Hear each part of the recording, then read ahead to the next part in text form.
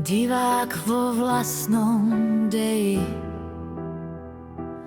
Stojím v maskérni, hľadám svoju tvár. Som dobrý herec a či lacný luhár. Hrám rolu partnera, čo v dlaniach drží svet, či záporáka, pre ktorého lásky niet. Som vzorný syn a otec, čo šťastie rozdáva, či len tieň postavy, čo v tme sa schováva. Strhávam nálepky, nie som žiaden tovar. Nechcem už definícií, prázdny hovor. Nie som ten kút, čo na koži ma pálí. Som niečo viac v tom nekonečnom sáli. V hľadisku sedím ticho a bez dychu. Sledujem drámu v smutku aj v prepichu. Keď scéna vrcholí, slzami líce zmení. Dojatý divák v tom večnom predstavení.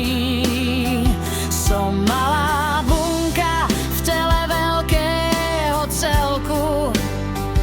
Píšem ten príbeh, no nemám moc veľkú. Neovládam dej a neovládam city. Som prúdom rieky, v rytme som skrytý. Nekáže vetru, kam sa má dnes točiť. Učím sa len s tým prúdom tížko kráčať. Strhávam nálepky, nie som žiaden tovar. Nechcem už definícií, prázdny hovor. Nie som ten kút, čo na koži ma pálí.